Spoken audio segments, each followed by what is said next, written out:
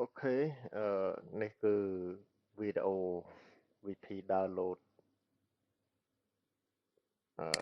កម្មវិធី download ចេញពី web snakevideo.com ហើយ web snake video ហ្នឹងគឺវាប្រហែលជាអាច clone មកពីខ្វៃអញ្ចឹងនេះ URL នេះទីមួយគឺយើងបើកមកហើយយើងមក copy username តែប៉ុណ្ណឹងអត់មានអីបាទ copy username របស់ Snake Video ហ្នឹងមកហើយបន្ទាប់មកrun កម្មវិធីអានេះដោយសារខ្ញុំនៅជានេះឡើយទេវានៅជាកូដដែលខ្ញុំទើបតែសរសេររួចអញ្ចឹងយើងគ្រាន់តែបើកមកហើយផាសចូលអញ្ចឹងមកផាស user ហ្នឹងចូលមកបន្ទាប់មកចុច scrape អូខេចុច scrape ហើយយើងអាច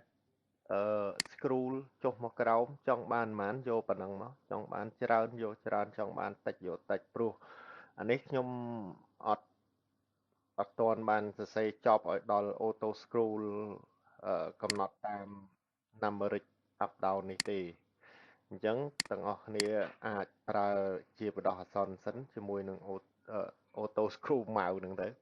បន្ទាប់ពី scroll ហើយយើងចង់បានប៉ុន្មានយើងឈប់ប៉ុណ្ណឹងហើយចុច start នេះចុច start មកហើយវាប្រាប់ហើយនេះឥឡូវនេះគឺវា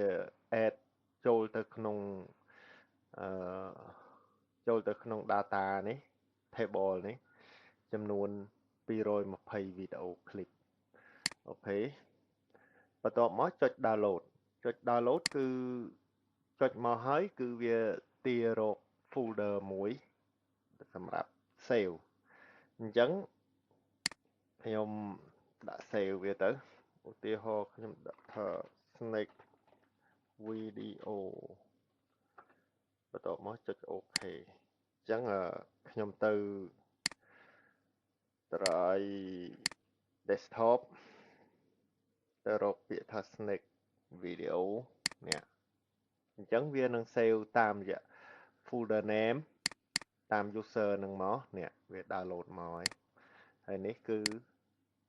វិធីបែបងាយអញ្ចឹងកម្មវិធីទាំងអស់ហ្នឹងគឺខ្ញុំព្យាយាមនឹងដាក់ license សិនជាប្រភេទលក់ជាខែធ្វើការតាមគេតាមឯងព្រោះខ្ញុំ service របស់ខ្ញុំនឹងធ្វើគ្រប់កម្មវិធីទាំងអស់គ្រប់ platform ទាំងអស់ download វីដេអូហើយ edit ដើម្បី upload ចូលទៅក្នុង Reel អូខេអញ្ចឹងនៅពេលដែលវា download មកហើយមិនទាន់ចប់យើងចង់ stop វាគ្រាន់តែចុច stop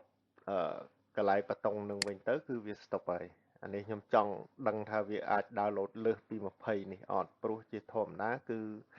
អឺនៅក្នុង browser វាទាញបានតែ20វីដេអូឯង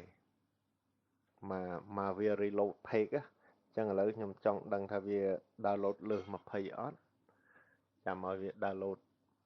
លើស20ចាំខ្ញុំចុច stop ទៅវិញឥឡូវ19ហើយ20ហើយ21នេះចូលវីដេអូទី21នេះអូខេអញ្ចឹងបានន័យថាវា download អូខេអញ្ចឹងសម្រាប់វីដេអូតាក់ទងជាមួយនឹងការ download Snake Video គឺមានតែប៉ុណ្ណឹង